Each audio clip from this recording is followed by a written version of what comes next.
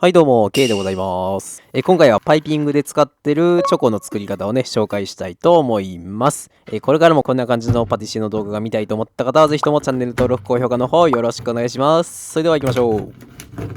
ですね、レシピはこんな感じでございます。見逃した方は概要欄にもね、一応レシピの方貼ってますので、見てみてください。まずは、チョコをひたすら刻んでいきます。これは溶かしやすくするためですね。ちなみにこのチョコはですね、富沢商店で売ってたクーベルチュールフレークっていうね、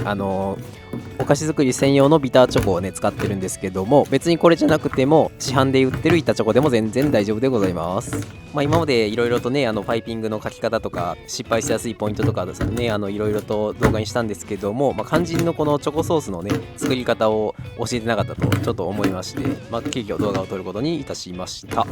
ここからしばらく刻むだけの動画になりますので倍速いきましょう。パイピングのチョコはですね、僕が紹介するレシピ以外にもね調べたらたくさん出てくるので、あくまでこういう作り方もありますよっていうのを紹介してるだけですので、決してね僕の動画が100% 正しいとは限らないので、そこら辺は自己責任でお願いしますよ。はい、刻めましたらボウルに移していきます。はい、では次は鍋に牛乳を入れて沸かしていきます。はい、沸かすだけです。で沸いた牛乳を先ほどの刻んだチョコレートにぶち込みます。で牛乳の熱がチョコに馴染むまでちょっとだけ待ちましょう。だいたい20秒30秒ぐらいで大丈夫です。で馴染みましたらホイッパーで少しずつ混ぜていきましょう。でもしかしたらこの時にですね完全にチョコが溶けきらずにちょっとダマになってしまう可能性もなきにしもあらずなので、もしねダマがちょっとあるなと思ったら全然湯煎とかでね溶かし直してしっかりこの時点で完全に溶かしていきましょう。でチョコと牛乳が混ざりきった後にサラダ油を加えましょう。これもしっかりと混ぜてなじませていきます。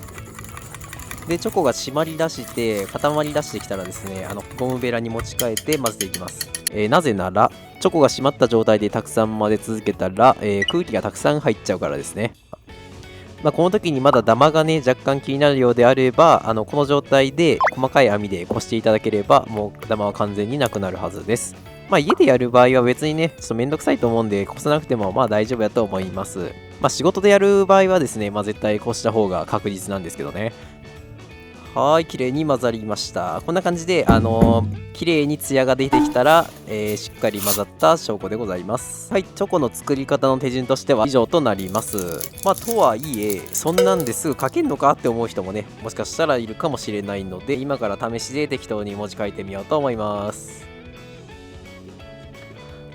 いいねいいね、いい感じに文字書けてますよ。いい、最高。たまんねえ、最高。さあいかがだったでしょうか。今回は、パイピングで使うチョコのね作り方を簡単に紹介させていただきました。これ作れるようになればねパティシエになろうと思ってる人もね家で作っていつでも練習できるようになりますので、活用していってもらえたら嬉しいかなと思います。これからもパティシエに向けた動画を定期的にアップしていく予定ですので、この動画マジ良かった、最高と思ってくれた人はぜひともチャンネル登録高評価の方よろしくお願いします。こんな動画を見たいなと思ってくれた人はコメントも書いてくれると非常に喜ばしく思い切り候。それでは貴重な時間ありがとうございました。また会いましょう。それではご視聴ありがとうございました。さよなら。